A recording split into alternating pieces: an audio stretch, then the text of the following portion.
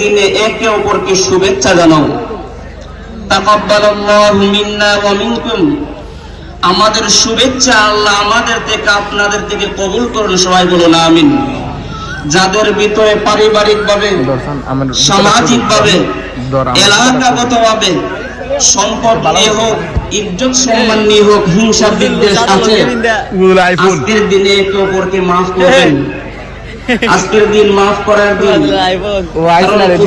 তাদের কি দেওয়া হবে? তাদের অন্তর পরিশুদ্ধ। আল্লাহ রাব্বুল আলামিন আমাদের সবাইকে মাহে রমজানের যে রোজাগুলো আমরা রাখছি, তারাবির নামাজ আদায় করেছি, আল্লাহ তাআলা আমাদের এই চেষ্টাকে, সাধনাকে কবুল করুন। সবাই বলুন আমিন। আল্লাহ তাআলা আমাদেরকে আজকে অপরন্ত পুরস্কার দান করুন, বলেন আমিন।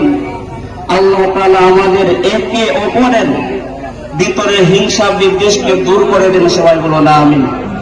আল্লাহু আকবার, আল্লাহু আকবার, লা ইলাহা ইল্লাল্লাহ, আল্লাহু আকবার, আল্লাহু আকবার, ওয়ালিল্লাহিল হামদ।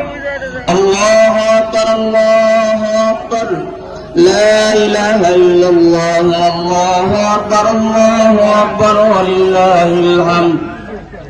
সময় সংক্ষিপ্ত, ঈদগাহের বিষয় নিয়ে আলোচনা হবে। এর আগে দুইটি মিনিট তওবা সম্পর্কে। আমার নবীর সাহাবী হযরত মালিক ইবনে মাইজ আনসারী, নাম কি? মালিক ইবনে মাইজ আনসারী আমার নবীর খেদমতে আয়েশা বলেন, ইয়া রাসূলুল্লাহ, আমাকে পবিত্র করে দিন। নবীজি বলতেছেন, তুমি কি করেছো? সাহাবী বলতেছে, ইয়া রাসূলুল্লাহ, আমি অনিচ্ছায় শয়তানের ধোঁকায় পড়ে জিনায় লিপ্ত হয়ে গিয়েছিলাম।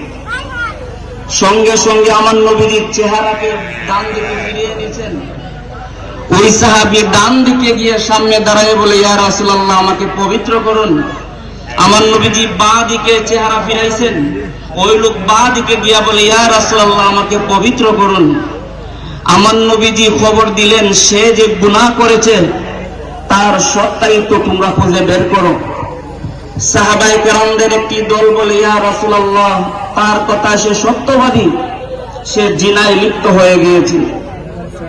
আল্লাহর বিধান আমার নবীজি এই জমিনে কার্যকর করে গেছেন যে বিবাহিত ব্যক্তি জিনায় লিপ্ত হবে, তার কোমর পর্যন্ত মাটির মধ্যে, আগা কোমর পর্যন্ত মাটির মধ্যে দাফন করে তার অর্ধেক দেহকে পাথর দিয়ে চূর্ণ বিচূর্ণ করে হত্যা করতে হবে।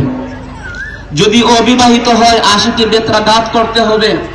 ওই সাহাবী, ওই গ্রামের ব্যক্তিটি, তিনি বিবাহিত ছিলেন। আল্লাহর বিধান আমার নবীজি বলেন সবার জন্য সমান।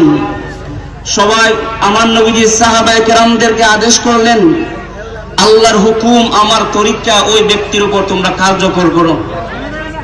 আমার নবীজির সামনে মাটিকে খনন করে তার কোমর পর্যন্ত মাটির নিচে ঢুকিয়ে এই কোমর থেকে দেহ পর্যন্ত পাথর দ্বারা আঘাত করা শুরু করা হলো। হঠাৎ একটি পাথরের আঘাতে ওই সাহাবীর গায়ের রক্ত একজন সাহাবীর দেহের মধ্যে পড়ছে। সেই সাহাবী বলতেছেন, একজন নাফরমানের রক্ত আমার গায়ে লাগছে। আমার নবীজি বলেন, তাকে নাফরমান বলিও না। সেই যে গুনাহ করেছে আল্লাহ ছাড়া কেউ দেখে নাই, কিন্তু সে তওবা করার জন্য আমার কাছে আসছে। আজকে এমন শাস্তির মধ্যে সে এমন তওবা করেছে, তার তওবা যদি সমস্ত মানুষের গুনাহের জন্য বিনিময় দেওয়া হয় যথেষ্ট হয়ে যাবে। অর্থাৎ এমন তওবা করব, যেই তওবা আমি মৃত্যুর আগ পর্যন্ত আর কখনো করব না। আল্লাহ তাআলা আমাদেরকে তৌফিক দান করেন, বলুন আমিন। আল্লাহু আকবার, আল্লাহু আকবার, লা ইলাহা ইল্লাল্লাহ, আল্লাহু আকবার, আল্লাহু আকবার, ওয়ালিল্লাহিল হামদ। আসসালামু আলাইকুম, নাহমাদুহু ওয়া নুসাল্লি আলা রাসূলিল কারীম, আম্মা বাদ। সম্মানিত মুসল্লিয়ানে কেরাম, সর্বপ্রথম একটা জিনিস ছিল নামাজে খাতা সোজা করার ওয়াজিব। আমরা ওয়াজিব কাজটা আগে করে নেই।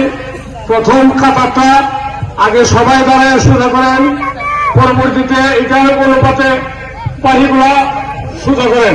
প্রথম খাতাটা আগে দাঁড়ায় যান, প্রথম কথাটা আগে দাঁড়িয়ে যান, আর দূরবর্তী যারা আছেন অতি সত্তর তাড়াতাড়ি চলে আসেন।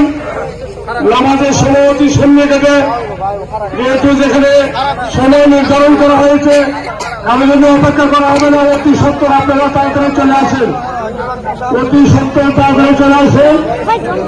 মূল দায়িত্বে কাপড়গুলো সোজা করেন, সামনের কাপড় ফোড়া করেন, পরবর্তীতে কাপড় ফোড়া করেন, আস্তে আস্তে সম্পূর্ণ কাপড় সোজা করেন, কাপড় পরিপূর্ণ করেন, উত্তর দক্ষিণে কাপড় পরিপূর্ণ করেন। সম্মানিত